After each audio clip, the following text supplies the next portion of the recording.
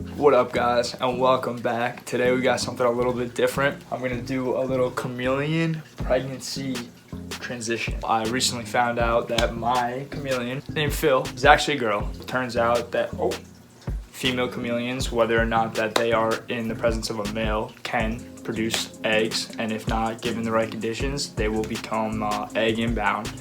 And if not treated correct, could lead to fatal injuries as far as death. She's been going crazy, showing crazy signs that she's definitely trying to get these eggs out. It's up to me to put her in the right condition. And so far, I've tried a few things, but she's not having it. So I looked up a few videos online, and now I'm kind of forcing her into something new. I think this is going to be the best alternative to what I'm trying to do. She's not happy right now, but you can tell she's getting very big, starts to get very inflamed. They're very active in their tank. They're digging at the corners of the tank.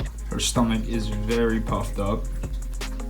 Signs, formation of some eggs. So I'm gonna move her into a new cage with all sand at the bottom so she can dig and lay some eggs. Hopefully get these things out before it's too late. Try something new. We'll see how it goes. I used all natural play sand, got it for $5 at Home Depot. I got this crate that fits perfectly in here. This is her old screened-in cage that I was using during the summer, but now that it was colder outside, I like to use the glass just so it retains a little bit more moisture. I got a large soil. I got a large pot, fits perfectly in here, so if you have one of these, I would recommend getting one of these and a 50-pound bag of play sand. But really, any kind of sand works. You want it to be a little bit moist so that they can dig a little tunnel for her to lay the eggs. I'm forcing her to go into this as the bottom because I had a few things in the bottom of the other one and she would just be digging all over the place. So right now I'm just gonna decorate a little bit and we're gonna move her in. I'm gonna stay away from putting them in the corners because I know that's where she likes to dig, so I'm gonna keep the sticks out of there.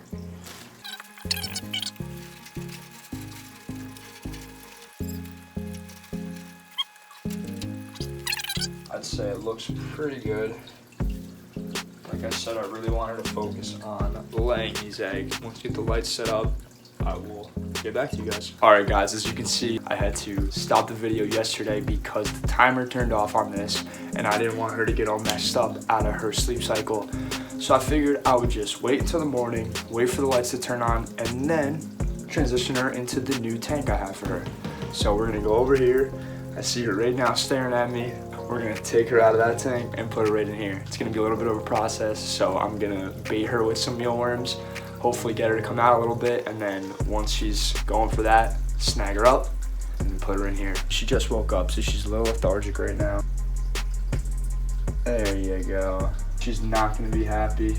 This is Phil, everyone. We're gonna make the transition. She's moving a little slower, making this a lot easier, but I have her worms, and I'm gonna move her into this tank over here. Obviously, she's not too happy with me picking her up, but once she's there, like I said, she trusts me a little bit more and she relaxes. It takes her a second, but let's get her in this new cage. Seems like she likes it so far. So as I mentioned yesterday, I don't exactly like using the screened-in cage because right now I'm in the winter and it does get pretty cold in my room at night.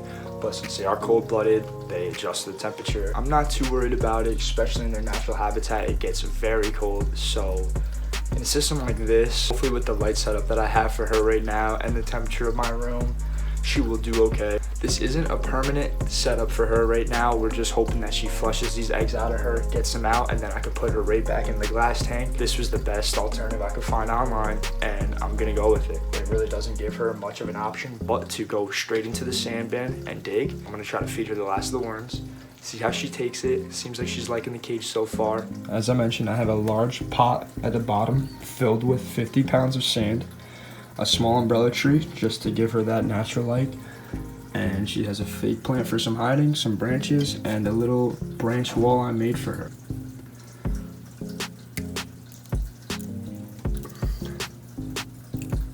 For those of you who are looking into buying a chameleon or have a chameleon, there's never enough information that you can read up on or things new that you can learn about taking care of these animals. They are very sensitive. It's important to really make sure that they're given the right conditions because they can grow up and develop calcium deficiency disorder or any other sickness such as worms or infections that could come up given the wrong conditions for living. This is my first chameleon. Had bearded dragons my whole life, so this is all a learning process for me. If you're going to buy something, definitely look into it for a while before doing so, and then make the decision, because you don't want to mess it up. Again, if something does come up down the line, it's almost irreversible and can result in something extremely fatal. So you don't want that to happen, and it's important that you're on top of these things. With that, I'm gonna let Phil go after this tank a little bit today, see how she likes it, and keep an eye on her, and I'm gonna get back to you guys. That's about gonna wrap it up here with my pregnant chameleon care. Like I said, if you have any questions, make sure to throw it down in the comment section. I'll try my best to get back to them as soon as possible. And if you like this type of content, make sure to throw a thumbs up and hit that subscription button. It's a little different than my normal posts, but it is part of my daily life, so I figured I'd let you guys in on it. Phil and I will catch you guys in the next video. Peace out.